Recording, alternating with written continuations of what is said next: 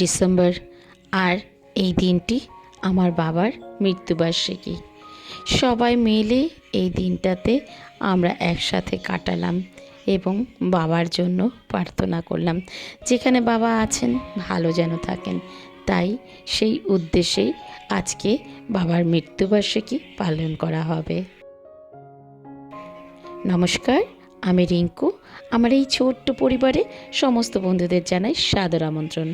আশা করছি যে যেখান থেকে আমার আজকের ব্লগটা দেখছো তোমরা বেশ ভালো আছো, আর আমিও তোমাদের আশীর্বাদে ভালো আছি। চলে এসেছি আগের দিন রাতেই বাপের বাড়িতে।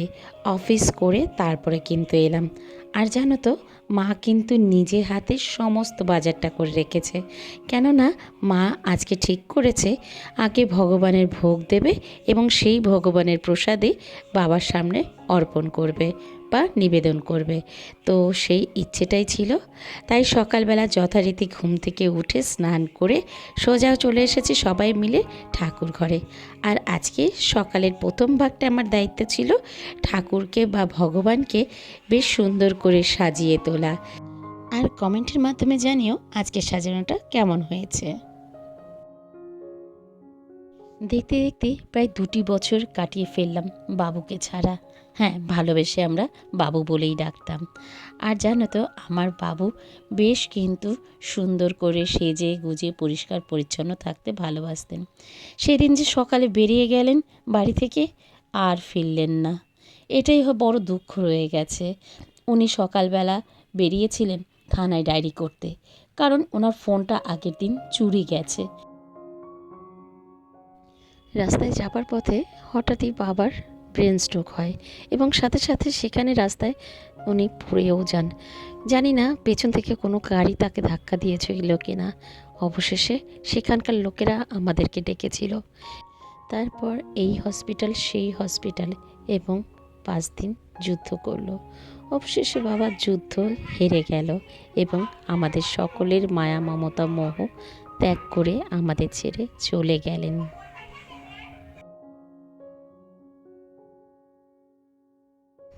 যাই হোক, একটু ইমোশনাল হয়ে গেছিলাম। চলে আসি এবার ডেইলি যে কাজকর্মটা করছিলাম সেটাই। উচ্ছে ভাজা, কুমড়ো ভাজা, ফুলকপি ভাজা, বেগুন ভাজা, আলু ভাজা। হ্যাঁ, এখানে ডাল, এখানে আছে পায়েস, এগুলোতেও পায়েস রাখা রয়েছে। এই যে ডাল, এই যে এর মধ্যেও পায়েস, এখানে আছে চাটনি।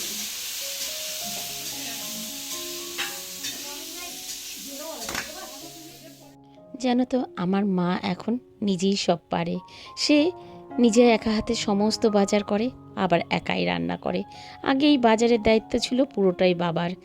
আজ বাবা চলে যাওয়াতে মাকে কিন্তু সমস্তটা একাই গ্রহণ করতে হচ্ছে। মানে বাজার করা আবার রান্না বান্নাও করা, একাই দুজনের ভূমিকা পালন করছে। আর এই দেখো, তোমাদের সাথে কথা বলতে বলতে আমাদের ওখানে কি কি রান্না হচ্ছে সেটা তো একটু দেখালামই। আর এদিকে আমার এই যে বোনজি, ও এসেছে ঠাকুরকে একটু ফুল জল দিতে। তো ভাবলাম চলো সেটাও তোমাদের সাথে শেয়ার করি।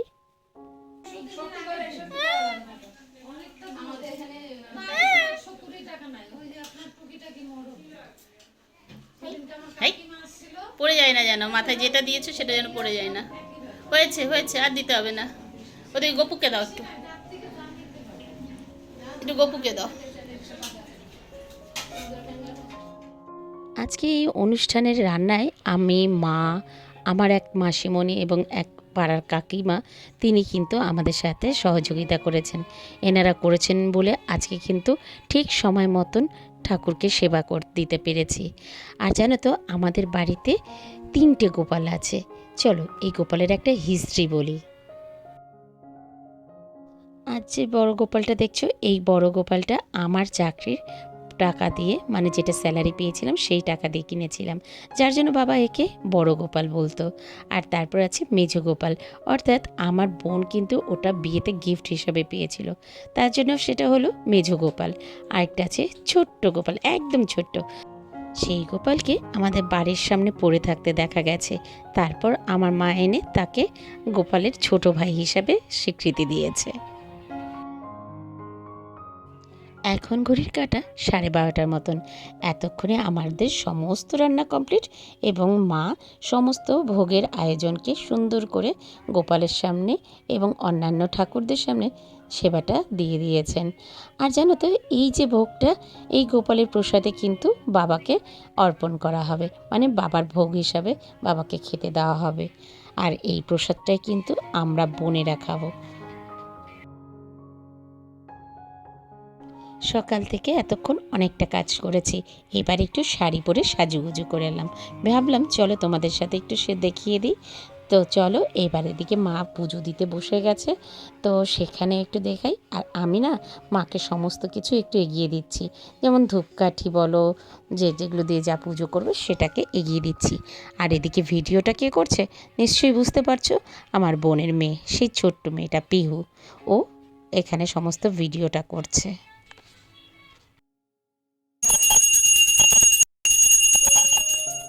আজকে নিমন্ত্রিত আছে প্রায় 15-20 জনের মতন, বিশেষ একটা লোকজন নয়।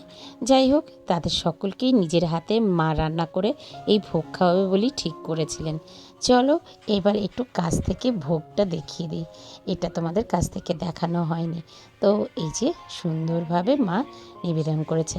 এখন 10 মিনিট একটু ঘরের দরজা বন্ধ করা হবে, এখন ঠাকুরের সেবা চলবে, তারপর আবারও আসবো। এই পর্যন্ত ভিডিও দেখে তোমাদের কোনো অংশ যদি ভালো লেগে থাকে, প্লিজ একটা লাইক কমেন্ট করে দিয়ে যেও।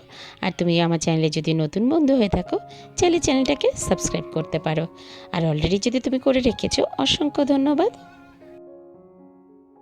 আর তোমরা হয়তো একটু লক্ষ্য করেছো, আজকে আমার গলার আওয়াজটা কিন্তু আগের মতন নেই, কেননা খুব ঠান্ডা লেগেছে এবং গলাটাও বসে গেছে। কিন্তু এই ভিডিওটা বেশ অনেক দিন আগের, তো ভাবলাম চলো তোমাদের সাথে একটু শেয়ার করি। তোমরা হয়তো লক্ষ্য করেছো, আজ অনেক দিন বাদে কিন্তু ভিডিও দিলাম। আসলে মনটা বিশেষ একটা ভালো নেই, সবটাই তোমাদের সাথে শেয়ার করার চেষ্টা করব। তার আগে তোমরা জানাবে আমার ভিডিও তোমরা দেখতে চাও কি না। যেমনটি বলা তেমনটি কাজ। ওই যে বললাম, গোপালের যে ভোগটা আছে সেটাই কিন্তু আমার বাবার সামনে অর্পণ করা হলো বা নিবেদন করা হলো। তো এরপর নিবেদনের পরে বাবার এটাই প্রসাদটাই কিন্তু আমরা বোনেরা এবং মা নেব।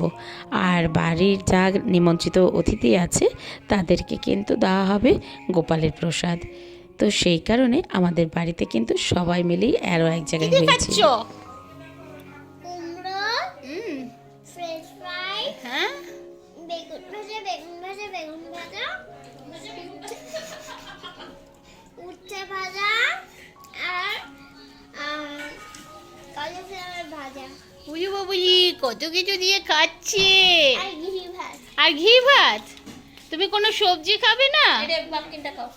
হ্যাঁ, বেগুন সবজি, কুমড়ো সবজি, ও আলু সবজি, বেগুন তো সবজি, কুমড়োর সবজি, এগুলো তো সব সবজি। ফুলকপি সবজি, সেই ফুলকপি সবজি, হ্যাঁ, তাই তো। উচ্ছে সবজি। আর যে তরকারি যেটা রান্না করেছে দিদন, সেটা খাবে না না, কেন? ওটা তো ঝাল হয় না। ভালো হয়। না না, ওটা ঝাল দেয় না। নিমন্ত্রিত অতিথিদের মধ্যে ছিলেন আমার বড় মামা, আমার পিসামশাই, মেসোমশাই, আরও অনেকেই ছিলেন। এছাড়াও আশেপাশের কয়েকজন কাকু কাকিমারাও এসেছিলেন। আমার মা যথারীতি আদর আপ্যায়ন করে খেতে দিচ্ছে, আর আমি কী করছি, আমি এই যে ভিডিওটা করছিলাম।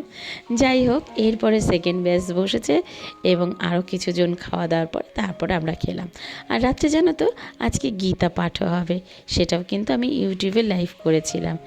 আর এবার চলে যাই সেই সন্ধেবেলা, যেখানে গীতা পাঠ হয়েছিল, সেটাও তোমাদের সাথে শেয়ার করব।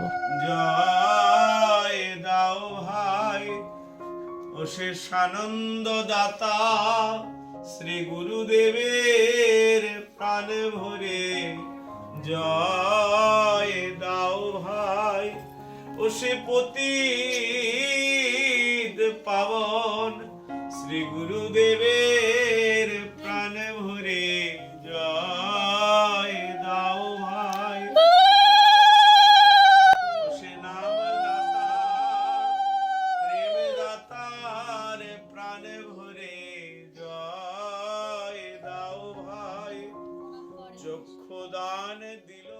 চাপাল গোপাল জগাই মাধায় জয় দেবানন্দ জয় ভূগর্ভসী লোকনাথ জয় শ্যামানন্দ জয় জয় শ্যামানন্দ জয়।